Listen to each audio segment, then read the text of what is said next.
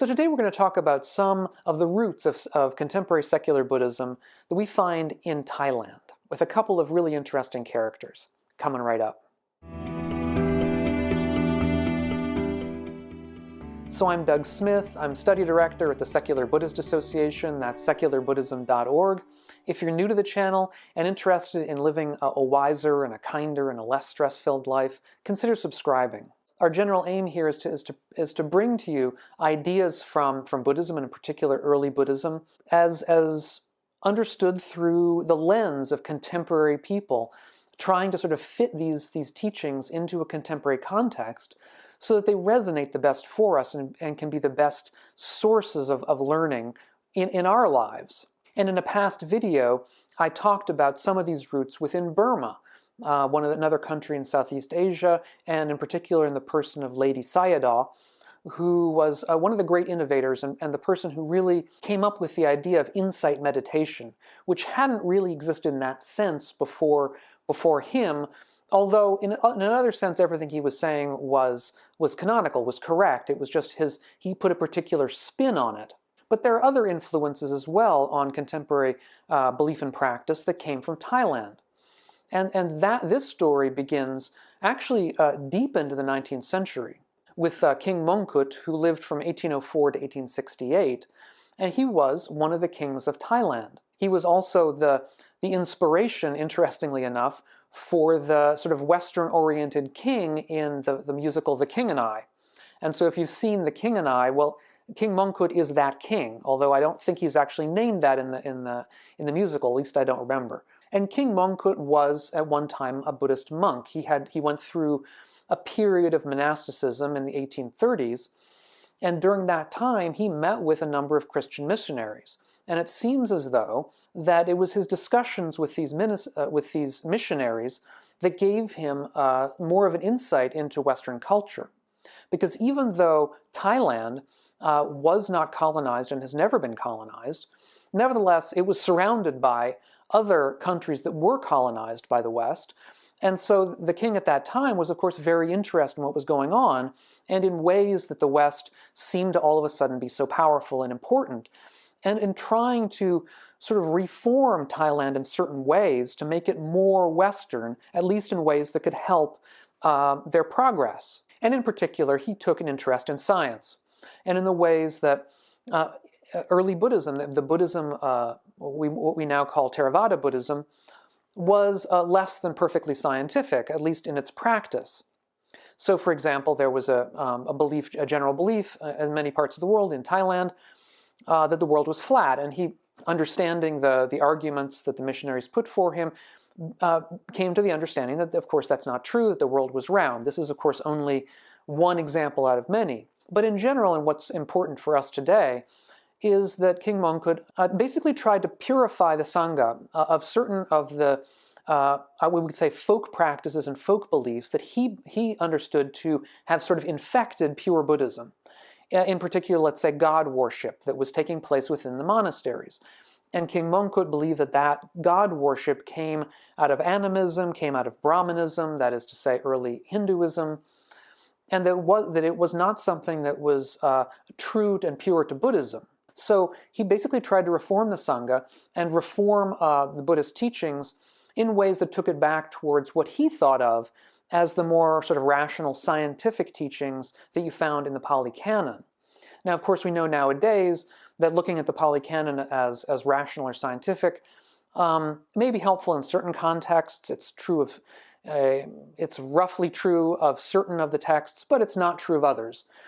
So we have to take all of that with a grain of salt. But nevertheless, that was in a nutshell King Mongkut's view of the matter.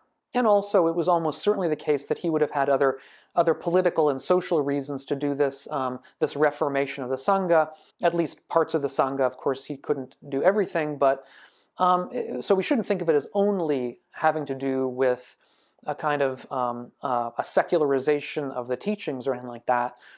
He certainly was not a secularist in that sense. But nevertheless, that was what I hope to have shown, is that he was very interested in reforming the teachings in ways that brought it closer towards a kind of a secular approach. and Ajahn Buddhadasa, who's the second figure I'm going to talk about today, who lived from 1906 to 1993, so quite a bit after King Mongkut, but not that far. When he was a child, he certainly would have not been that far from King Mongkut's death. He was apparently very influenced by the king's kind of reformation of the Sangha. And Peter Jackson has a very interesting 1986 PhD about Buddhadasa, which I've used here to sort of give me an idea of the scope of his kind of approach. And what Peter Jackson says is that the origins of Buddhadasa's reappraisal of Buddhism can be traced to the impact of Western cultural, economic, and intellectual influence in Asia. And a lot of that, again, would have come through King Mongkut and stuff that happened after him. Part of the impact, I think, of Westernism, Western views, is this notion that the texts have a certain kind of priority over the folk practices. So that you look to the texts when you're trying to reform the folk practices. You try to find out what the texts say, as opposed to the practices themselves. Not to say that that's entirely Western, of course. There would have been that kind of back and forth. In fact, there was that kind of back and forth throughout Buddhist history. Throughout the centuries and millennia after the Buddha died, there was always going to be something of a tension between, shall we say, reformers or more modern-minded people, or people who wanted to go past the texts in certain ways, even ways that we wouldn't consider modern now. Nevertheless, at the time they might have been considered that way. And those who were, let's say, more conservative or at least more textually based, who would have pushed against them. So this was another example of that.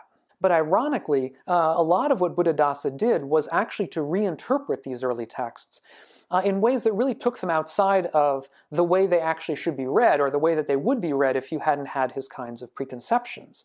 So what he was trying to do was sort of bring Buddhism into what he would say the 20th century, we might say the 20th century, into a modern era, by looking at these early texts and reformulating them in ways that makes more sense to us today. So what he wanted to do was to reinterpret these texts in ways that would make for more social harmony, by de-emphasizing their more speculative supernatural aspects. In other words, he would have seen that a lot of interreligious conflict came about because of different people in different religions' ideas about speculative facts or speculative claims.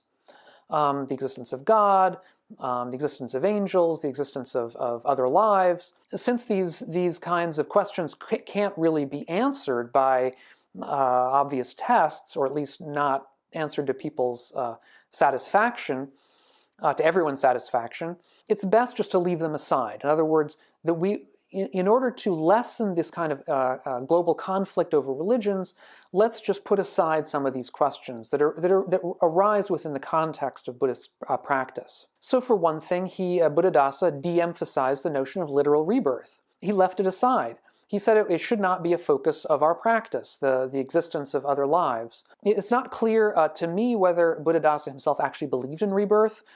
He probably did, but even if he did, he certainly did not think that it was the point of Buddhist practice. He argued that the Buddha himself didn't really believe so, although he did that based on some creative reinterpretations of those early texts. And he also reduced some of the speculative aspects of Buddhist teaching to psychology.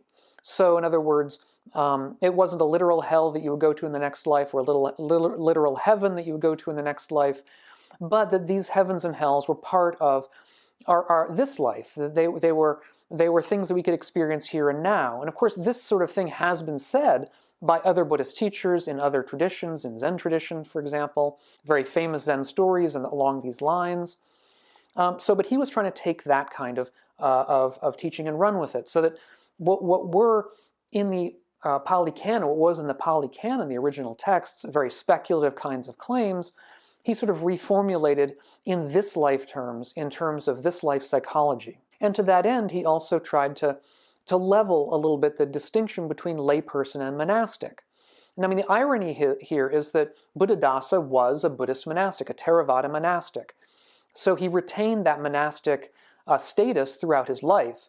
Nevertheless, it seems as though he certainly wanted to teach to the people. He did not want Buddhist Dharma to remain within a monastic context only. And his belief was that that within Thai culture, Buddha Dharma had become so rarefied that it really wasn't being taught to anybody, not even the monastics, and certainly not the lay people. And so he aimed to teach lay people as much as anything, to teach them how to use this kind of Dharma in their own lives to make their own lives better. So, for example, to teach them ways to understand awakening, such that awakening was the kind of thing that we could experience on a day-to-day level as we understood ourselves to be releasing from kinds of negative emotions, as opposed to thinking of awakening as some kind of ultimate state that we reach at the end of a long, long, long years or decades of practice, probably within a monastic context. And so these are ways that he pitched Buddha Dharma to a lay audience, and ways that he tried to, again, level this kind of distinction. And near the end of his life, he even went so far as to say that the really advanced practice is to relinquish all religious identification altogether. So not to call yourself a Buddhist, not to call yourself a Christian, that all religions, in a sense, in his view, aimed at the same kind of end, and that once we got far enough along this path, we sort of relinquished all identification of a religious nature, and so we ended up sort of with a kind of a global a non-identification in that sense. And some of you who will be familiar with the Dalai Lama's take on these very topics, I've done a video about that recently. I'll put a note up here on the screen if you want to see that. We'll see a lot of commonalities here, a lot of commonalities to what the Dalai Lama has said more recently in the 21st century, actually. And Buddhadasa's take really is, we'd have to say, secular in everything but label. I mean, he didn't call it secularism. As far as I know, he never used the term in this context. But the content of his teaching was secular, in the sense that it downplayed these speculative supernatural aspects. It left them to one side. They became parts of psychology, and they did not have to be treated in another way. He also, again, tried to teach lay people. He leveled this distinction. He did not hold out that monastics were in a special place as far as study and practice went. And so I think a lot of secular believers and practitioners of Buddhism nowadays in the West and in the East can say that they learned from Ajahn Buddhadasa just as much as they may have learned from people like Ledi Sayadaw and many, many others from Asia, as well as from Tibet, if we're talking about the Dalai Lama. So there's a number of these different roots of secular belief and practice that go quite far back, even into the early 19th century, if we talk about the innovations of King Mongkut. So I'd be very interested in any comments or questions you have, or maybe some of you have were even able to meet with Ajahn Buddhadasa while he was still alive. That would have been quite a few years ago now, but I'd be really interested in any comments you have. Thanks so much for being here. Thanks so much for your comments and questions. I have a great audience. I really love having all of you here. I hope to catch you guys on the next video. And until then, please be well.